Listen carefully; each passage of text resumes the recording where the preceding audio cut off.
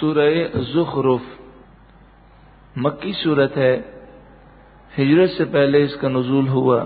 قرآن پاک کی ترتیب کے اعتبار سے اس کا نمبر 43 یعنی 43 ہے، اور قرآن نازل ہونے کی ترتیب کے اعتبار سے یہ اس کا نمبر 63 ہے، 63۔ اس میں 89 آیات ہیں اور 7 رکوع ہیں۔ بسم اللہ الرحمن الرحیم، اللہ کے نام سے شروع جو بہت ہی زیادہ مہربان نہایت رحم کرنے والا۔ حامیم، حروف مقطعات ہیں، یہ آیات متشابہات میں سے ہیں۔ آیات متشابہات کے معنی اللہ جانتا ہے اور اللہ کی عطا سے اس کے محبوب جانتے ہیں۔ ان آیتوں میں ہمیں غور و فکر کر کے اپنی طرف سے معنی ڈھونڈنا منع ہے۔ والکتاب المبین، روشن کتاب کی قسم۔ قرآن المبین ہے، مبین کے معنی ہے روشن، روشن کرنے والی کتاب۔ تو یہ کتاب ایسی پیاری کتاب ہے کہ جو اس سے وابستہ ہوتا ہے، یہ کتاب اسے دنیا اور قبر اور آخرت میں روشن کر دیتی ہے، اس کا دل روشن منور ہوتا ہے۔ اِنَّا جَعَلْنَاهُ قُرْآنًا عَرَبِيًّا، بے شک ہم نے اسے عربی قرآن بنایا۔ بار بار قرآنًا عربیًا، یہ تو آپ جانتے ہیں کہ کسی بھی زبان کا ترجمہ اس زبان کا حق ادا نہیں کر سکتا۔ اللہ تعالی ہمیں عربی پر مہارت عطا فرمائے۔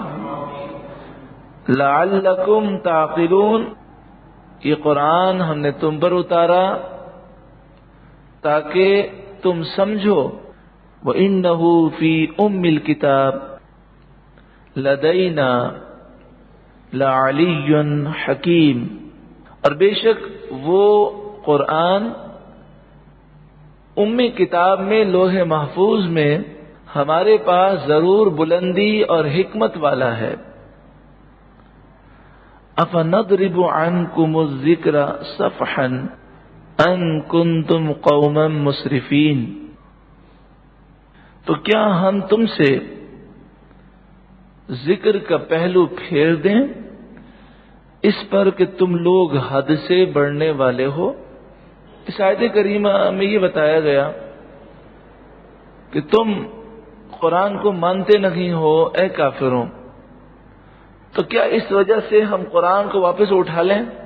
حضرت قتادہ فرماتے ہیں کہ اگر یہ قرآن اٹھا لیا جاتا تو دنیا ہلاک ہو جاتی، لیکن ان حرکتوں کے باوجود اللہ کی رحمت نازل ہوتی رہی، رحمت للعالمین کا صدقہ ہے۔ وَكَمْ أَرْسَلْنَا مِن نَبِيٍّ فِي الْأَوَّلِينَ، اور کتنے ہی ہم نے اس سے پہلے نبیوں کو بھیجا۔ وَمَا يَأْتِيهِم مِّن نَبِيٍّ إِلَّا كَانُوا بِهِ يَسْتَهْزِئُونَ، جب کبھی ان کے پاس کوئی نبی آیا تو یہ کافر اس نبی کا مذاق اڑاتے تھے۔ فَأَهْلَكْنَا أَشَدَّ مِنْهُمْ بَطْشًا، تو ہم نے ان لوگوں کو ہلاک کر دیا جو ان کفار مکہ سے بھی زیادہ طاقتور تھے، سخت ان کی گرفت تھی، دنیا پر بڑا ان کا ہولڈ تھا، تو انہیں بھی ہم نے ہلاک کیا۔ وَمَضَى مَثَلُ الْأَوَّلِينَ، اور پچھلے لوگوں کا حال گزر چکا ہے۔ وَلَئِن سَأَلْتَهُم مَّن خَلَقَ السَّمَاوَاتِ وَالْأَرْضَ، اور اگر اے محبوب آپ ان کفار مکہ سے پوچھیں کہ آسمان و زمین کو کس نے پیدا کیا، لَيَقُولُنَّ، ضرور بضرور وہ یہ کہیں گے، خَلَقَهُنَّ الْعَزِيزُ الْعَلِيمُ، آسمان و زمین کو اس رب نے پیدا کیا ہے جو عزیز بھی ہے، علیم بھی ہے، غالب ہے، علم والا ہے۔ الذی جعل لکم الارض مہدا، وہ رب جس نے تمہارے لیے زمین کو بچھونا بنایا۔ یہ بچھونا بار بار زمین کو کہا جاتا ہے اور قرآن میں کئی مرتبہ.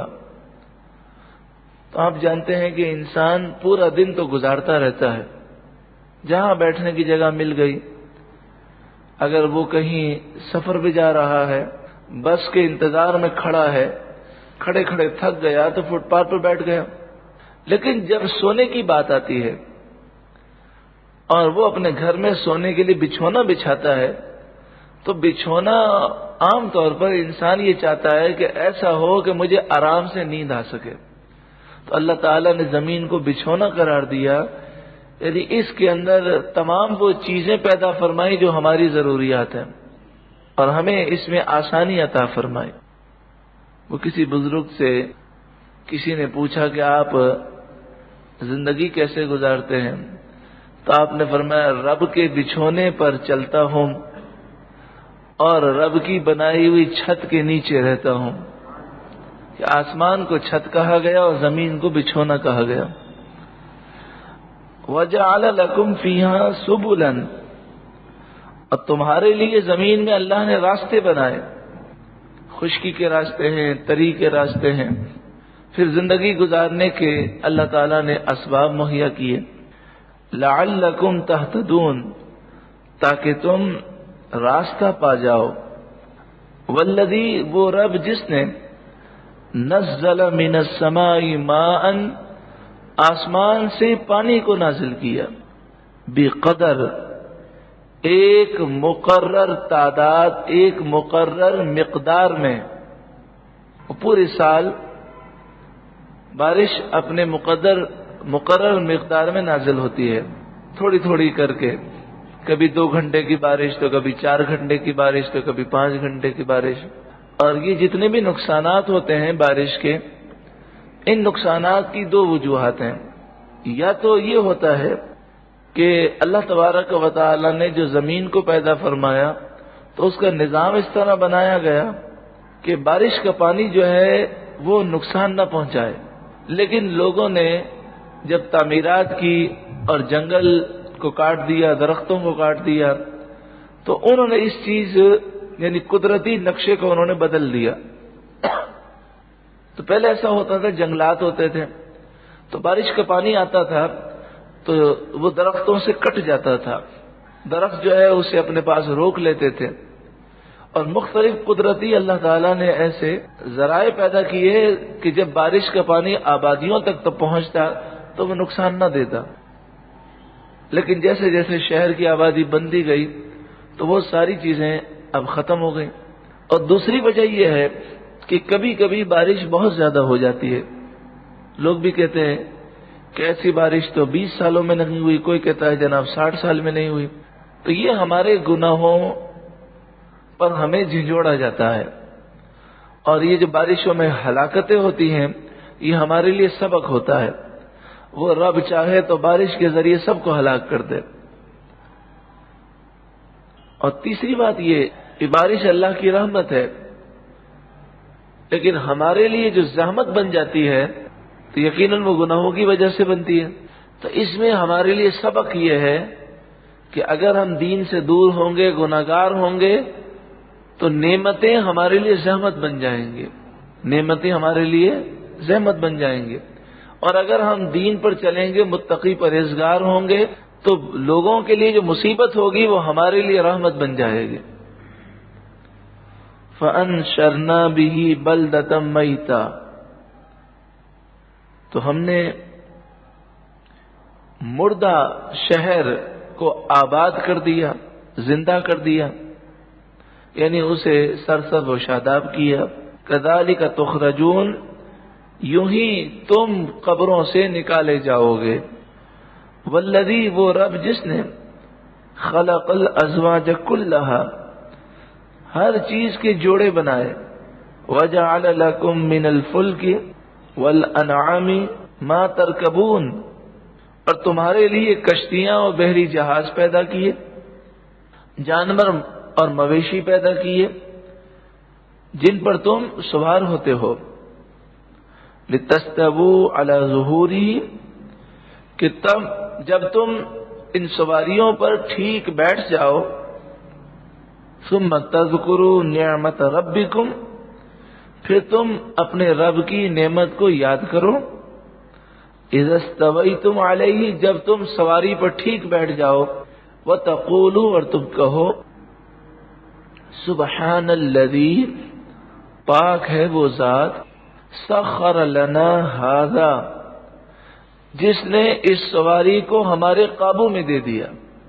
اب چاہے وہ جانور ہو، چاہے کشتی ہو، چاہے بحری جہاز ہو، چاہے کار ہو، چاہے اسکوٹر ہو، اگر اللہ تعالیٰ نہ چاہے تو ہم گاڑی نہیں چلا سکتے۔ اسکوٹر ہو یا گاڑی ہو یا کوئی بھی چیز ہو، اس کو چلانے کے لیے پورے جسم کا بیلنس چاہیے، آنکھوں کا درست ہونا، کانوں کا درست ہونا، ہاتھوں کا درست ہونا، پاؤں کا درست ہونا، اور پھر عقل و حواس کا بھی ہونا، دماغ کا حاضر ہونا بھی ضروری ہے۔ تو یہ رب کا کرم ہے۔ یہ دعا جب کوئی سواری پر بیٹھ کر پڑھتا ہے تو اس دعا کی برکت سے فرمایا کہ وہ حادثات سے محفوظ رہتا ہے۔ اس میں حکمت کیا ہے کہ وہ جب یہ دعا پڑھتا ہے تو وہ عاجزی کرتا ہے اور رب کا شکر ادا کرتا ہے۔ تو جو شخص کسی نعمت پر یہ کہے کہ یہ نعمت رب کا فضل ہے، میرا کوئی کمال نہیں، تو شکر کی برکت سے اللہ تعالیٰ نعمتوں میں مزید اضافہ فرماتا ہے۔ سبحان الذی سخر لنا ھذا، پاک ہے وہ ذات جس نے اس سواری کو میرے قابو میں کر دیا، وما کننا، جس نے ہمارے قابو میں کر دیا، وما کننا لہ مقرنین،